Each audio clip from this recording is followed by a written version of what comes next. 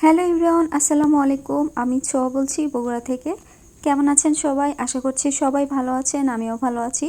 তো সকালে ঘুম থেকে না উঠতেই দেখি রাস্তা দিয়ে একজন লোক চিল্লাইতে চিল্লাইতে ডাকতেছে আর বলতেছে এই যে রস রস বলে। তো অমনি আপনাদের ভাইয়াকে আমি পাঠিয়ে দিলাম। তো সে এই যে অল্প একটু রস কিনে নিয়ে আসছে। আর দুইজন যেহেতু খাবো সেই জন্য দেখা গেছে যে অল্প একটু নিয়ে আসলেই হবে। তো রসটা এত মজা ছিল, এরপর খেয়ে দিয়ে সকালের জন্য একটু খিচুড়ি রান্না করলাম। অনেক দিন হলো খিচুড়ি রান্না করা হয় না। আর আলু, গাজর, শসা, টমেটো দিয়ে সুন্দর করে একটা খিচুড়ি রান্না করছি। এত মজা হয়েছে, সাথে একটু ঘি দিছি, এরপর একটু কেওড়া জল দিছি। আসলে খিচুড়ির ফ্লেভারটাও অন্যরকম হয়ে গেছে। ও সাথে একটু মটরশুঁটিও দিছি। খিচুড়িটা যে কি মজা হয়েছে আসলে আমি বলে বুঝাইতে পারবো না। তো এরপর খাওয়া দাওয়া শেষ করে ভাবলাম গাছের থেকে একটু শাক পাতা উঠায় একটু ভর্তা করি কিংবা ভাজি করি, যেটাই খাই না কেন।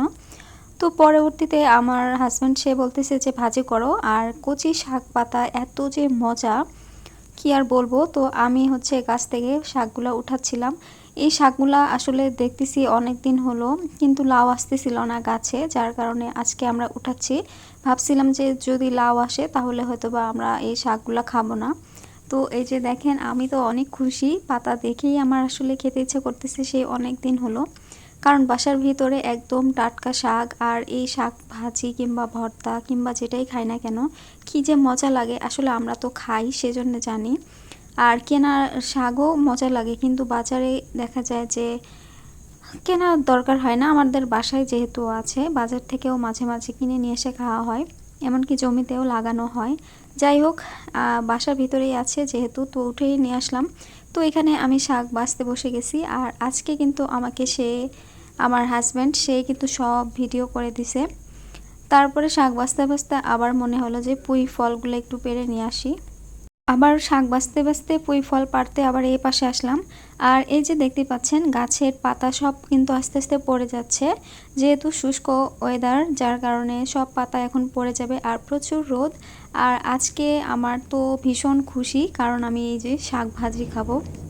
ভাবছিলাম যে শাক পাতা একটু ভর্তা করে খাবো, তো পরে ভাবলাম যে না, ভাজি করি তাহলে সবাই খাবে।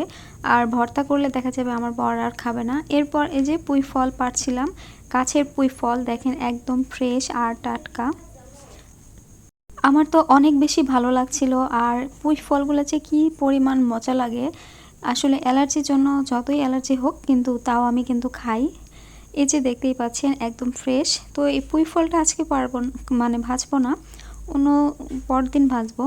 এদিকে গাছের বড়িগুলো একটু নেড়ে নেড়ে দেখতেছিলাম কতটা সুন্দর হয়ে আছে আর বড় হচ্ছে। এই পাশটায় যেহেতু রোদ পায়, যার কারণে এই পাশে ডালটাতেই বড়িগুলো রাখা হয়েছে আর সামনের পাশে ডালগুলো সব ছেটে দেওয়া হয়েছে।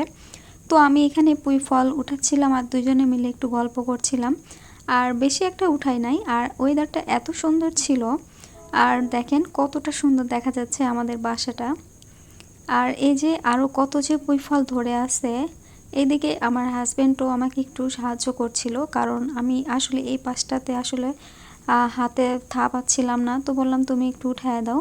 তো সে আমাকে কাজে সাহায্য করছে। তো ভাবলাম তাকেও একটু নিয়ে আসি, সে যেহেতু আসতে চায় না। আর এইদিকে আমি তো ভীষণ খুশি, কারণ বললামই তো আমাকে সে আজকে একটু সাহায্য করছে ভিডিও করতে। আর সকাল থেকে কিন্তু আমার প্রচুর মাথা ব্যথা ছিল, যার কারণে আজকে গোসল করিনি, চুলগুলোও ঠিকমতো আশ্রয় নাই। আর দুপুরের দিকে দেখলাম ঠিক হয়ে আসতেছে, তো সেজন্যই কাজে নেমে পড়ছি। আর এদিকে এই যে শাকগুলা দেখেন কী রকম ফ্রেশ। তো আমি একটু ওই পাশে কাজ করছিলাম, সে দেখে এই পাশে আবার ভিডিও করছে। তো এই যে এখানে সবগুলো আমি আস্তে আস্তে বেছে নিচ্ছিলাম, কারণ আমি এই শাকটা ভাজি করব, ভাজি করে তারপরে খাবো।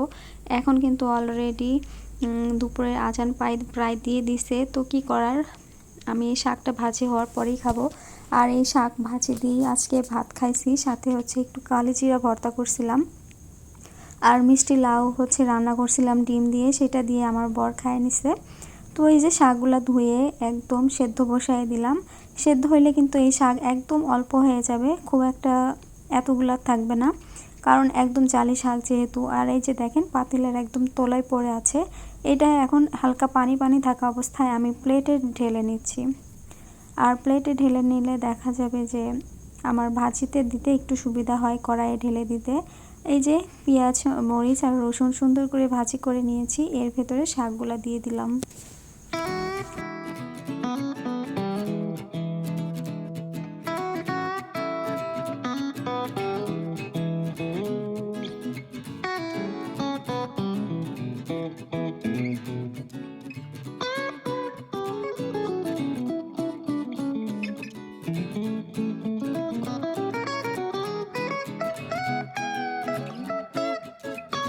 একটু ঝোলঝোল থাকা অবস্থায় কিন্তু শাকটা ভেজে নিচ্ছি, তাহলে এই শাকটা দেখা যায় কি ভেতরে একদম তেল, লবণ, মশলা সব কিছু ঢুকে যায়, তাহলে এই শাক ভাজিটা খেতে বেশি ভালো লাগে। আর শুকনা শুকনা করে ভাজি করলে ওই শাকটা আসলে মজা লাগে না।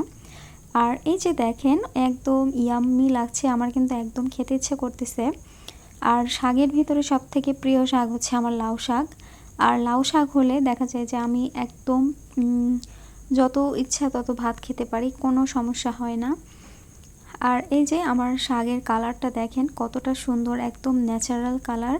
আর বাইরে হয়তো বা একটু কালার চেঞ্জ আসতেছে, এটা আসলে কোনো ব্যাপার না, কিন্তু শাকের কালারটা কিন্তু একদম পারফেক্ট এরকমই দেখা যাচ্ছিল।